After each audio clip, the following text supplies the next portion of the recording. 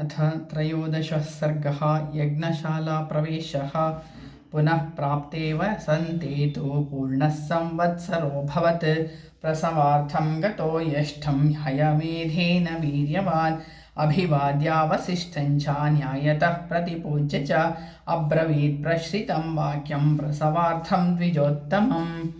यज्ञो मे क्रियतां ब्रह्मन् यथोक्तं मुनिपुङ्गव। यथा नाविघ्नः क्रियते यज्ञाङ्गेषु विधीयताम्। भवान् स्निग्धः सुहृन्मह्यं गुरुश्चापरमो महन्।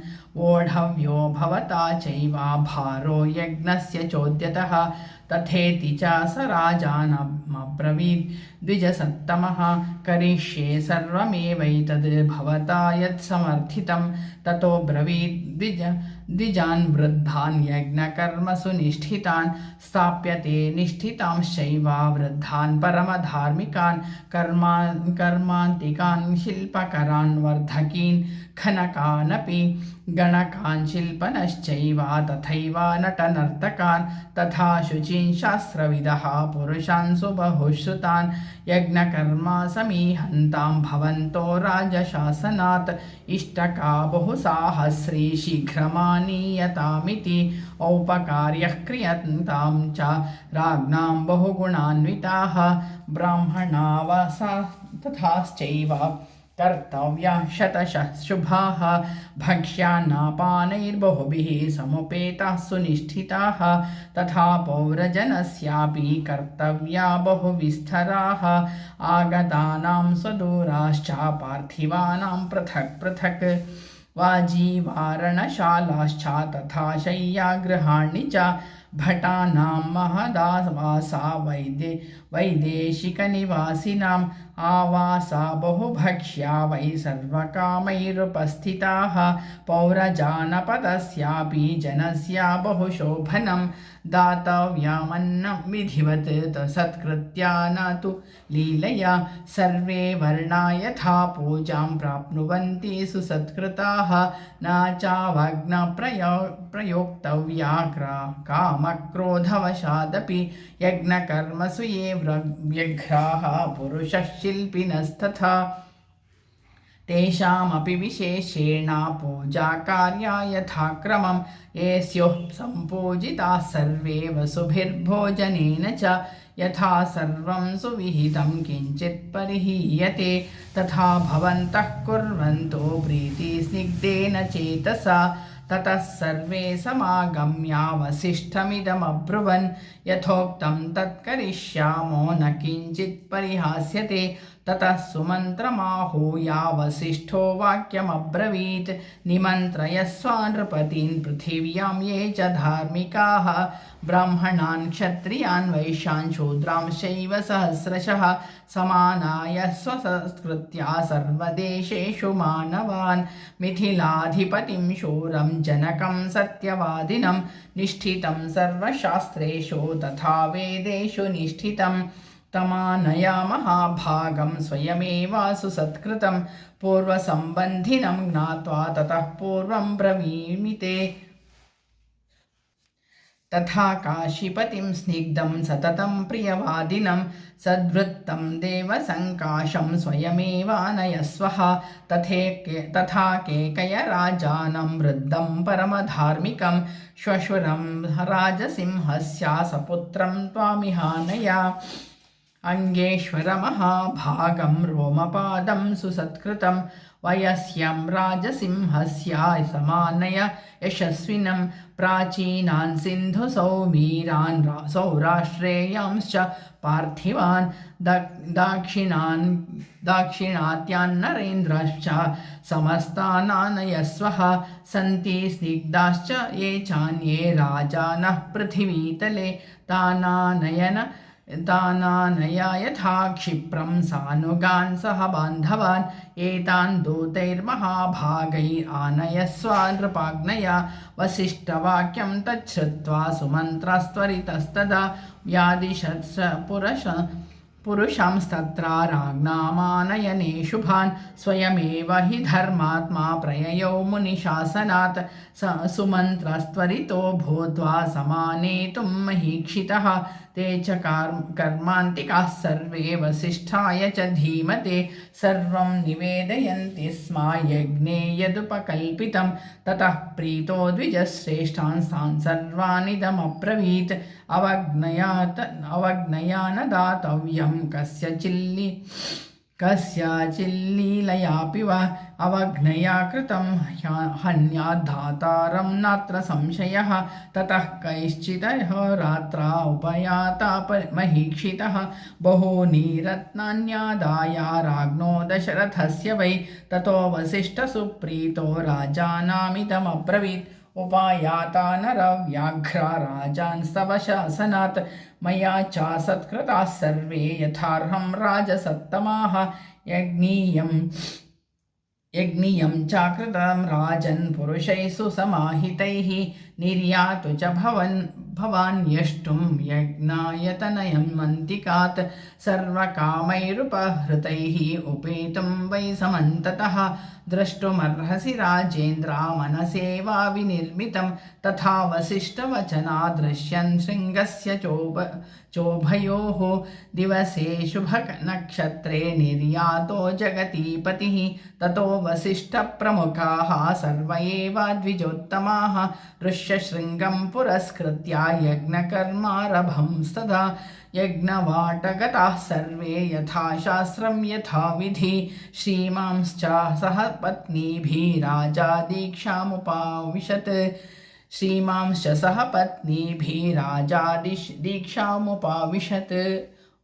तत्सदिति श्रीमद् रामायणे वाल्मीकि आदिकाव्ये चतुर्विंशतिसहस्रिकायां संहितायां बालकाण्डे यज्ञशाला प्रवेशो नाम त्रयोदशः सर्गः अथ चतुर्दशः सर्गः अश्वमेधः अथ संवत्सरे पूर्णे तस्मिन् प्राप्ते तुरङ्गमे सरैवाश्चोत्तरे तीरे राज्ञो वर्तत ऋष्यशृङ्गं पुरस्कृत्य कर्मचक्रुर्द्विजर्षभाः अश्वमेधे महायज्ञे राज्ञस्तस्य महात्मनः कर्म कुर्वन्ति विधिवद्याजकावेदपारगाः यथा विधीयता न्यायं परिक्रामन्ति शास्त्रतः प्रवर्ग्यं शास्त्रतः कृत्वा तथैवोपवसदं द्विजाः चक्रुश्च विधिवत् सर्वम् अधिकं कर्म शास्त्रतः अभिपूज्य ततो हृष्टाः सर्वे चक्रुर्यथाविधिः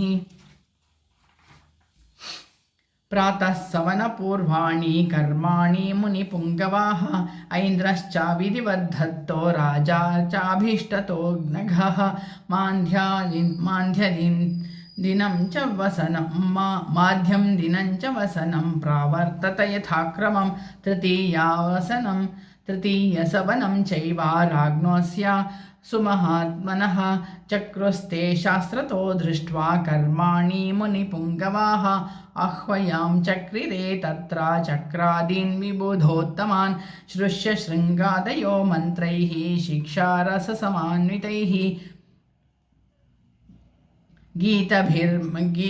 गीतिभिर्मधुरैः स्निग्धैः मन्त्राह्वानैर्यथार्हतः होतारो ददुरावाह्याविर्भागान् दिवौकसां न चाहोतमबभूत्तत्र स्खलितं वापि किञ्चन दृश्यते ब्रह्मवत् सर्वं क्षेमयुक्तं हि चक्रिरे नात्वेषः श्रावन् शान्तो वा क्षुधितो वापि दृश्यते नाविद्वान् ब्राह्मणस्तत्र नाशतानचरस्तथा ब्राह्मणा भुञ्जते नित्यं नाथवन्तश्च भुञ्जते तापसा भुञ्जते चापि श्रवणा भुञ्जते तथा वृद्धाश्च व्याधिताश्चैव स्त्रियो बालास्तथैव च अनिशं भुञ्जमानानां न तृप्तिरुपजायते दीयतामन्नं वासांसि विविधानि च इति संचोदितास्तत्र तथा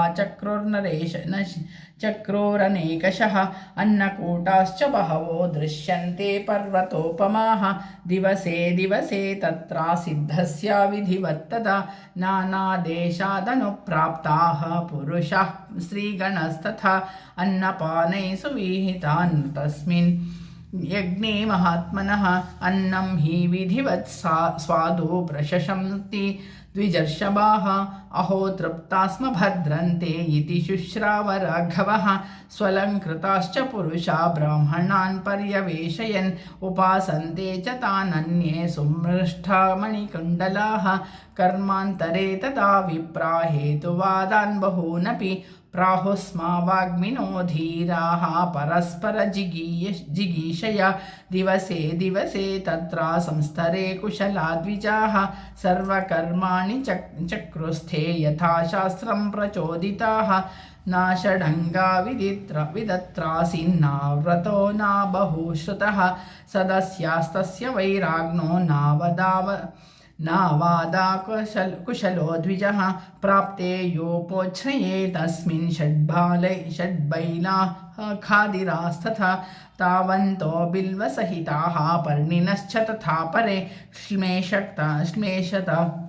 श्लेष्मातकमयस्त्वेको देवदारुमयास्तथा द्वावेवा विहितौ तत्र बाहुव्यस्तपरिग्रहौ कारिकाः सर्व एवैते शास्त्रज्ञैर्यज्ञकोविदैः शोभार्थं तस्य यज्ञस्य काञ्चनालङ्कृताभवन् 21 एकविंशत्यरत्नयः वासोभिरेकविंशद्भिरेकैकः समलङ्कृताः विन्यस्ता विधिवत् सर्वे शिल्पिभिः सुकृता दृढाः अष्टाश्रय सर्व एव श्लक्ष्णरूपा समन्विताः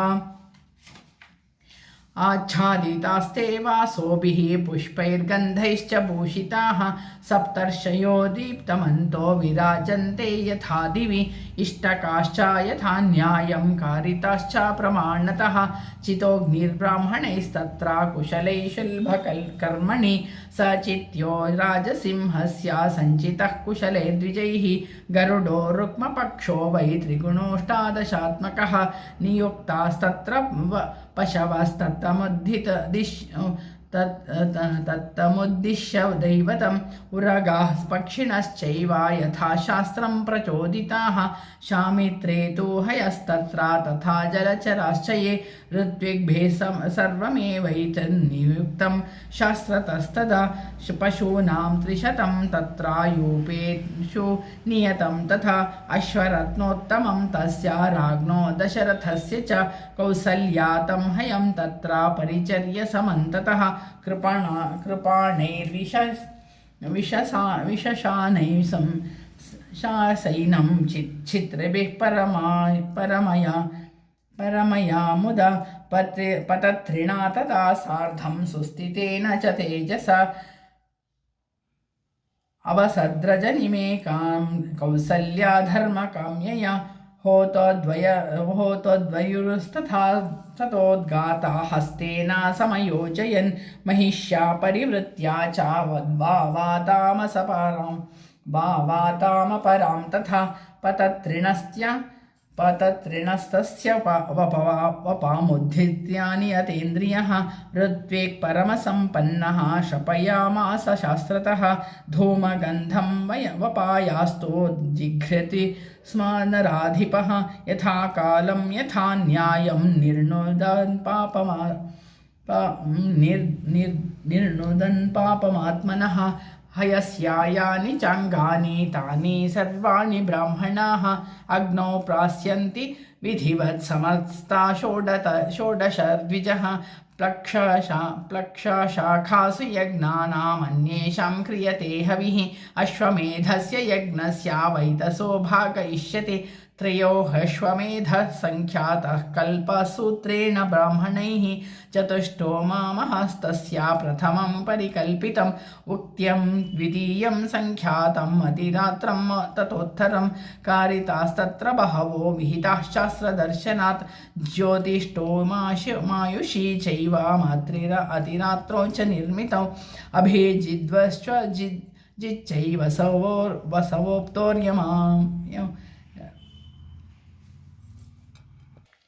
अभिविश्वाजितैर्मप्तोर्यामो महाक्रतुः प्राचीं होत्रे ददौ राजादिशं स्वकुलवर्धनः अर्धर्यमे अधर्यवे प्रतीचिं तु ब्रह्मणे दक्षिणां दिशम् उद्गात्रे च ततो दीचिं दक्षिणैशानि विनिर्मिता अश्वमेधे महायज्ञे स्वयंभूविहिते पुरा क्रतुं समाप्यातु तदा न्यायतः परुषशबः ऋत्विग्भ्यो हि ददौ राजा धरां तां कुलवर्धनः ऋत्विजस्त्वां ब्रुवन् सर्वे राजानं गतकल्मषं भवानेवामहिं कृत्स्नम् एको रक्षितुमर्हसि न भूम्या कार्यमस्माकं न हि शक्ता स्म पालने रताः स्वाध्यायकरणे वयं नित्यं हि भूमिप निष्क्रियं किञ्चिदेवेह प्रयुच्छतु भवानिति मणिरत्नं सुवर्णं वा गावो यद्वा समुद्यतं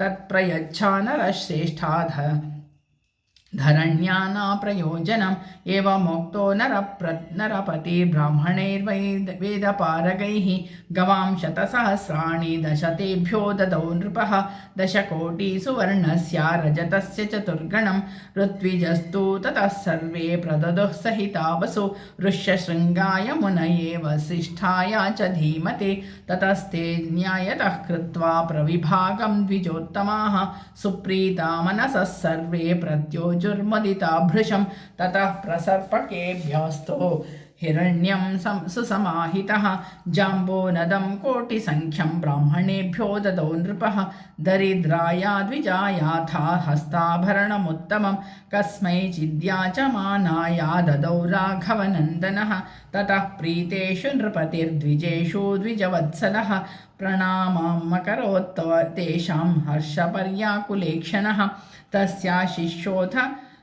तस्या शिशोथा विधिवत् ब्राह्मणे सुमदाहृताः उदारस्या नृवीरस्या धरिण्यां प्रणतस्य च ततः प्रीतमना राजा प्राप्या यज्ञमनुत्तमं पापापहं स्वर्णयनं दुस्तरं पार्थिवर्षभैः ततो ब्रवीदृश्यशृङ्गं राजा दशरथस्तदा कुलस्यावर्धनं त्वं तु कर्तुमर्हसि सुव्रत तथेति च स राजानामुवाच द्विजसत्तमः भविष्यन्ति सुता राजंश्चत्वारस्ते कुलोद्वहाः तथेति च स राजानामुवाच द्विजसत्तमः भविष्यन्ति सुता राजंश्चत्वारस्ते कुलोद्वहाः। ओम तत्सत् इति श्रीमद् रामायणे वाल्मीकि आदिकाव्ये चतुर्विंशतिसहस्रिकायां संहितायां बालकाण्डे अश्वमेधो नाम 14 सर्गः।